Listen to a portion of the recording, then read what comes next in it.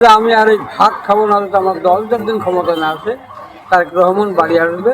মিডিয়ার আপনাদের মাধ্যমে যখন আমাদের দলের ভারপ্রাপ্ত চেয়ারম্যান জনাব তারেক রহমানের দৃষ্টিগোচর হয়, তিনি ওই রাত্রেই তখন আমাদেরকে যখন ইনফর্ম করে চিকিৎসা আমরা এখানে উপস্থিত থাকা অবস্থায় আমরা ফরিদপুর জেলা বিএনপি গ্রহণ করবে। ওই আমলিকের লোকজন এসে আমাদের এই যে মৃত্যুদেব হচ্ছে যে অনুষ্ঠানটা করতেছিলাম, আমাদের মানে খেসড়ে জানতেছিলাম, এখন লাথি মেরে ফেলে দেওয়ার পরে আমার বললাম যে আমি আর এই ভাগ খাবো না, তো আমার দল যতদিন ক্ষমতা না আসে তারেক রহমান বাড়ি আসবে, আমার দল ক্ষমতায় আসবে, আমি তারেক রহমান বাড়ি যাব আর আমার দলে বসবে যে আমি ভাগ খাবো কিনা।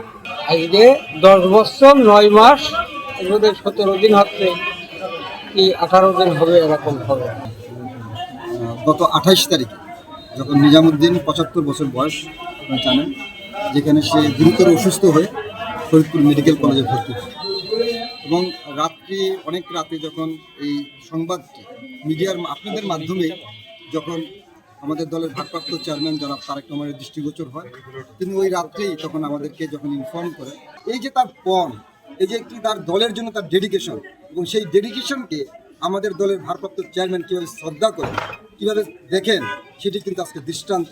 এবং আমরা জানতে পারি যে তার একটি দুরারোগ্য রোগ হয়েছে, যেটি আমরা সাসপেক্ট করছি যে লাঙের কোনো ক্যান্সার জাতীয় কোনো কিছু হচ্ছে কিনা।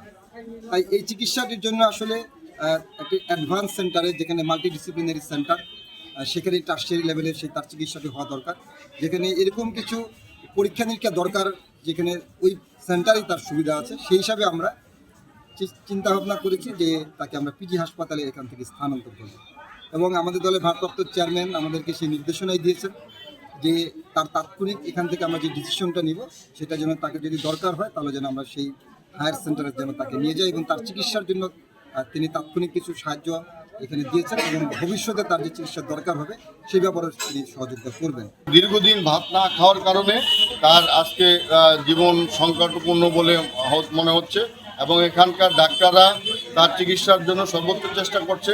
আমরা খবর পেয়ে ফরিদপুর জেলা বিএনপির পক্ষ থেকে আমরা এখানে এসেছি এবং এখানকার কর্তব্যরত ডাক্তারদের সাথে আমরা কথা বলছি।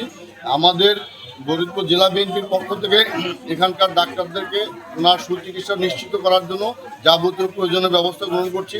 ইতিমধ্যে আমাদের বিএনপির ভারপ্রাপ্ত চেয়ারম্যান জনাব তারেক রহমান সাহেবের নির্দেশনা রয়েছে, এবং তার উন্নত চিকিৎসার জন্য যা যা প্রয়োজন সমস্ত চিকিৎসা আমরা এখানে উপস্থিত থাকা অবস্থায় আমরা ফরিদপুর জেলা বিএনপি গ্রহণ করবে।